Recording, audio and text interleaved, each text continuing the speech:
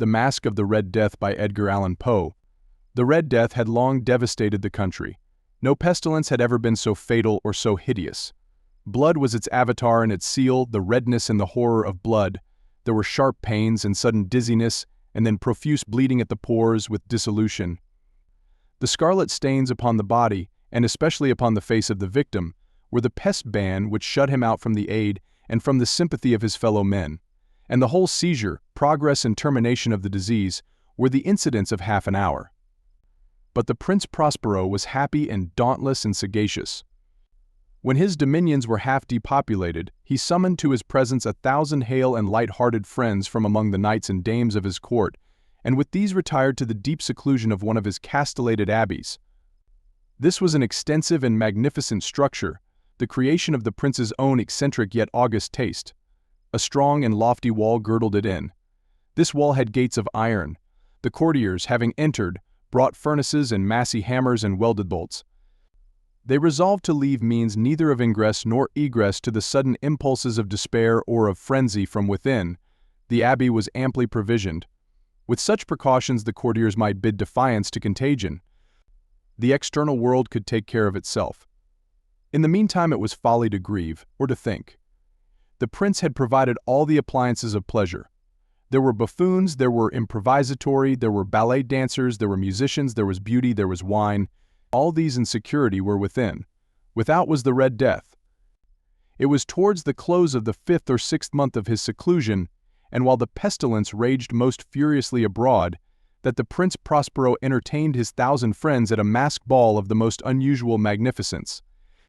It was a voluptuous scene, that masquerade. But first let me tell of the rooms in which it was held. These were 7, an imperial suite. In many palaces, however, such suites form a long and straight vista, while the folding doors slide back nearly to the walls on either hand, so that the view of the whole extent is scarcely impeded. Here the case was very different, as might have been expected from the Duke's love of the bizarre. The apartments were so irregularly disposed that the vision embraced but little more than one at a time. There was a sharp turn at every 20 or 30 yards, and at each turn a novel effect. To the right and left, in the middle of each wall, a tall and narrow Gothic window looked out upon a closed corridor which pursued the windings of the suite. These windows were of stained glass whose color varied in accordance with the prevailing hue of the decorations of the chamber into which it opened. That at the eastern extremity was hung, for example, in blue, and vividly blue were its windows. The second chamber was purple in its ornaments and tapestries, and here the panes were purple. The third was green throughout, and so were the casements. The fourth was furnished and lighted with orange, the fifth with white, the sixth with violet. The seventh apartment was closely shrouded in black velvet tapestries that hung all over the ceiling and down the walls, falling in heavy folds upon a carpet of the same material and hue. But in this chamber only the color of the windows failed to correspond with the decorations. The panes here were scarlet, a deep blood color. Now, in no one of the 7 apartments was there any lamp or candelabrum, amid the profusion of golden ornaments that lay scattered to and fro or depended from the roof. There was no light of any kind emanating from lamp or candle within the suite of chambers. But in the corridors that followed the suite there stood, opposite to each window, a heavy tripod, bearing a brazier of fire, that projected its rays through the tinted glass, and so glaringly illumined the room. And thus were produced a multitude of gaudy and fantastic appearances.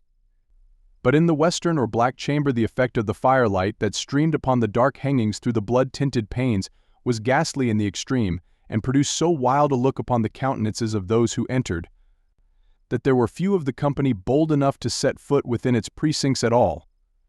It was in this apartment also that there stood against the western wall a gigantic clock of ebony. Its pendulum swung to and fro with a dull, heavy, monotonous clang. And when the minute hand made the circuit of the face, and the hour was to be stricken, there came from the brazen lungs of the clock a sound which was clear and loud and deep and exceedingly musical, but of so peculiar a note and emphasis that, at each lapse of an hour, the musicians of the orchestra were constrained to pause momentarily in their performance to hearken to the sound, and thus the waltzers perforce ceased their evolutions, and there was a brief disconcert of the whole gay company.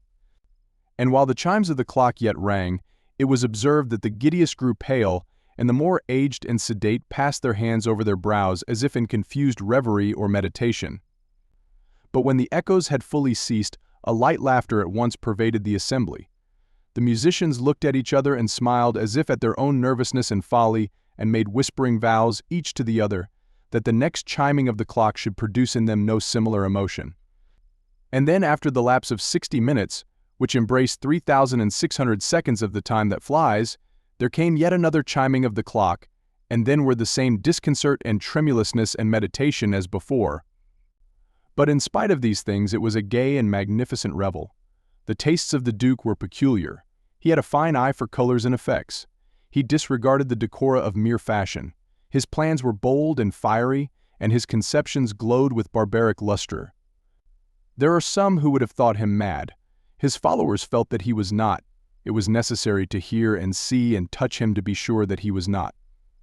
He had directed, in great part, the movable embellishments of the 7 chambers, upon occasion of this great feat, and it was his own guiding taste which had given character to the masqueraders. Be sure they were grotesque. There were much glare and glitter and piquancy and phantasm, much of what has been since seen in Hernani. There were arabesque figures with unsuited limbs and appointments. There were delirious fancies such as the madman fashions. There were much of the beautiful, much of the wanton, much of the bizarre, something of the terrible, and not a little of that which might have excited disgust. To and fro in the 7 chambers there stalked, in fact, a multitude of dreams. And these, the dreams, writhed in and about, taking hue from the rooms, and causing the wild music of the orchestra to seem as the echo of their steps. And anon, there strikes the ebony clock which stands in the hall of the velvet. And then, for a moment, all is still, and all is silent save the voice of the clock. The dreams are stiff frozen as they stand. But the echoes of the chime die away. They have endured but an instant, and a light, half-subdued laughter floats after them as they depart. And now again the music swells, and the dreams live, and writhe to and fro more merrily than ever, taking hue from the many-tinted windows through which stream the rays from the tripods. But to the chamber which lies most westwardly of the 7, there are now none of the maskers who venture. For the night is waning away, and there flows a ruddier light through the blood-colored panes, and the blackness of the sable drapery appalls. And to him whose foot falls upon the sable carpet, there comes from the near clock of ebony a muffled peal more solemnly emphatic than any which reaches their ears who indulged in the more remote gaieties of the other apartments. But these other apartments were densely crowded, and in them beat feverishly the heart of life, and the revel went whirlingly on, until at length there commenced the sounding of midnight upon the clock. And then the music ceased, as I have told, and the evolutions of the waltzers were quieted, and there was an uneasy cessation of all things as before, but now there were 12 strokes to be sounded by the bell of the clock. And thus it happened, perhaps, that more of thought crept, with more of time, into the meditations of the thoughtful among those who revelled. And thus, too, it happened, perhaps, that before the last echoes of the last chime had utterly sunk into silence, there were many individuals in the crowd who had found leisure to become aware of the presence of a masked figure which had arrested the attention of no single individual before. And the rumor of this new presence having spread itself whisperingly around, there arose at length from the whole company a buzz, or murmur, expressive of disapprobation and surprise, then finally of terror, of horror, and of disgust. In an assembly of phantasms such as I have painted, it may well be supposed that no ordinary appearance could have excited such sensation. In truth, the masquerade license of the night was nearly unlimited. But the figure in question had out-Heroded Herod, and gone beyond the bounds of even the prince's indefinite decorum. There are chords in the hearts of the most reckless which cannot be touched without emotion. Even with the utterly lost, to whom life and death are equally jests, there are matters of which no jest can be made. The whole company, indeed, seemed now deeply to feel that in the costume and bearing of the stranger neither wit nor propriety existed. The figure was tall and gaunt, and shrouded from head to foot in the habiliments of the grave. The mask which concealed the visage was made so nearly to resemble the countenance of a stiffened corpse that the closest scrutiny must have had difficulty in detecting the cheat. And yet all this might have been endured, if not approved, by the mad revellers around. But the mummer had gone so far as to assume the type of the Red Death. His vesture was dabbled in blood, and his broad brow, with all the features of the face, was besprinkled with the Scarlet Horror. when the eyes of the Prince Prospero fell upon this spectral image which, with a slow and solemn movement, as if more fully to sustain its role, stalked to and fro among the waltzers, he was seen to be convulsed, in the first moment with a strong shudder either of terror or distaste. But, in the next, his brow reddened with rage. "Who dares," he demanded hoarsely of the courtiers who stood near him, "who dares insult us with this blasphemous mockery? Seize him and unmask him, that we may know whom we have to hang, at sunrise, from the battlements." It was in the eastern or blue chamber in which stood the Prince Prospero as he uttered these words. They rang throughout the 7 rooms loudly and clearly, for the prince was a bold and robust man, and the music had become hushed at the waving of his hand. It was in the blue room where stood the prince, with a group of pale courtiers by his side. At first, as he spoke, there was a slight rushing movement of this group in the direction of the intruder, who at the moment was also near at hand, and now, with deliberate and stately step, made closer approach to the speaker. But from a certain nameless awe with which the mad assumptions of the mummer had inspired the whole party, there were found none who put forth hand to seize him. So that, unimpeded, he passed within a yard of the prince's person.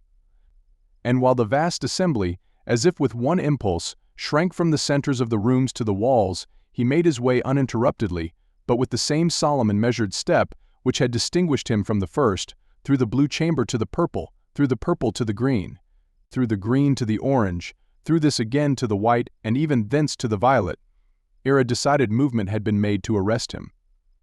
It was then, however, that the Prince Prospero, maddening with rage and the shame of his own momentary cowardice, rushed hurriedly through the 6 chambers, while none followed him on account of a deadly terror that had seized upon all.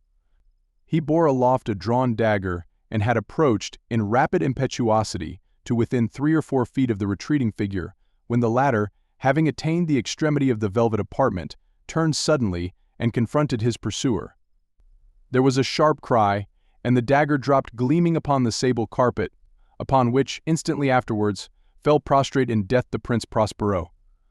Then, summoning the wild courage of despair, a throng of the revelers at once threw themselves into the black apartment, and seizing the mummer, whose tall figure stood erect and motionless within the shadow of the ebony clock, gasped in unutterable horror at finding the grave cerements and corpse-like mask which they handled with so violent a rudeness, untenanted by any tangible form. And now was acknowledged the presence of the Red Death. He had come like a thief in the night, and one by one dropped the revelers in the blood-bedewed halls of their revel, and died each in the despairing posture of his fall. And the life of the ebony clock went out with that of the last of the gay, and the flames of the tripods expired, and darkness and decay and the Red Death held illimitable dominion over all.